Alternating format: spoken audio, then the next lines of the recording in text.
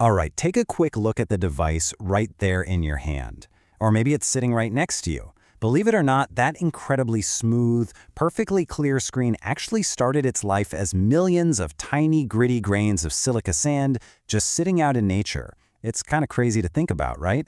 Well, in this explainer, we're going to trace the exact, absolutely incredible journey of how that raw earth transforms into the high-tech, crack-resistant surface you literally tap on thousands of times a day. So to actually build that screen, we got to start at these vast white quartz deposits in countries like the USA, Australia, and India. And the sheer earth-moving scale required to get this material out of the ground, it is massive. Once it's collected, this raw sand gets loaded onto these giant, heavy-duty trucks to kick off its long journey toward a cleaning facility. We are talking about some absolutely massive logistics just to gather the very first ingredient for the tech in your pocket.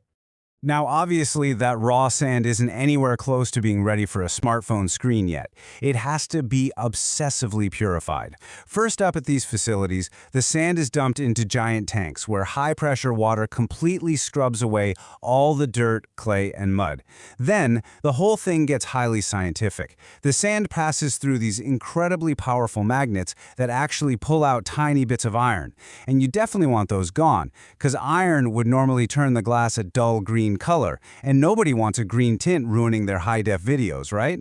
Finally, for maximum purity, the sand goes through a chemical flotation process. It's basically targeted aeration that separates and floats away the very last bits of unwanted minerals. So it's a rigorous multi-stage process just to get that sand absolutely sparkling clean. Okay, so once it's totally pristine, the sand kicks off a massive global road trip. It gets loaded onto long freight trains that haul it out to a busy shipping port. Over the next couple of days, huge cranes lift the sand into giant metal boxes, stacking them way up high onto a massive cargo ship. Then, this ship travels thousands of miles across the deep blue ocean, heading straight for high-tech industrial factories over in Japan. When it finally arrives, the sand is driven over to world-famous glassmakers, places like AGC Inc., where the real magic begins. When you step back and break it down, the coordination of this global supply chain is just mind-blowing. Here's the thing, though. You can't just melt sand on its own and get a phone screen out of it. You actually need a highly specific chemical formulation. Inside the factory, workers mix in this precise recipe of soda ash, which essentially helps the sand melt at a much lower, significantly safer temperature. They also toss in limestone. Think of limestone as a chemical stabilizer. Basically a bodyguard that drastically increases the finished glass's weather resistance and structural integrity. This exact secret recipe is the true foundation of the durability we all rely on every single day. Once that recipe is totally dialed in, things heat up, literally. This mixture is poured directly into a giant glowing furnace, blasting it at a staggering 1700 degrees Celsius. To put that in perspective, that is hotter than a volcano. It's intense, extreme thermal engineering at work, all just to coax those solid, sturdy ingredients into a super smooth, glowing, flowing liquid. Tin. It's this fascinating physical process where gravity and liquid density do all the heavy lifting to ensure perfect smoothness. As it leaves that tin bath, the glass travels through a long, warm tunnel called an annealing layer. Inside there, the glass slowly cools down to become tough and solid, and that pacing is absolutely crucial. If it cooled too fast, the glass would literally shatter from thermal shock.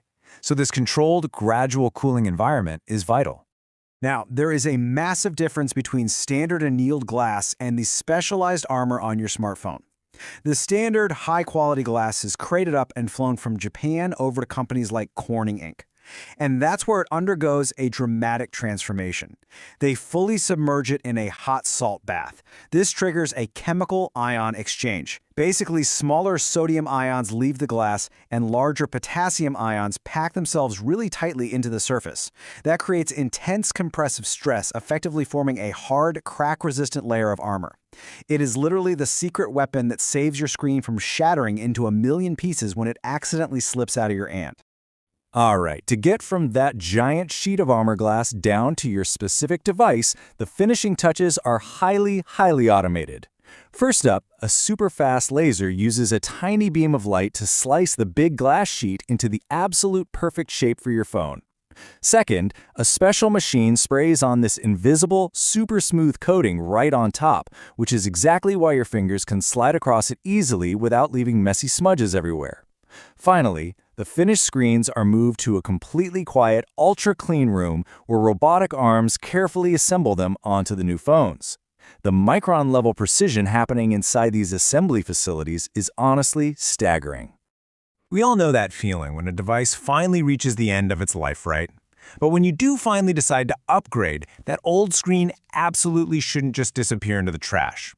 At specialized recycling centers, machines crush those old screens down into clean, sparkling little pieces called cullet. And this cullet, it is the vital ingredient that allows us to close the loop on this entire manufacturing process. The efficiency we get from this is just incredible. These pieces get tossed right back into the furnace, where they melt down super quickly to help create brand new screens, but using way less energy. Because think about it, by using cullet instead of starting entirely from scratch with raw, unrefined silica sand, the furnace doesn't need to burn nearly as hot or for nearly as long. This simple integration saves an enormous amount of power and preserves natural resources. This whole glass loop shows exactly how we can use science to protect our planet while still building the high-tech devices of the future. I mean, if we can successfully close the loop with something as highly engineered and pristine as smartphone glass, what else, right there in your pocket, could join a circular economy? The possibilities for sustainable, endlessly recyclable tech are all around us, just waiting for the right engineering to unlock them. Keep asking those great questions, guys, and I'll catch you in the next explainer.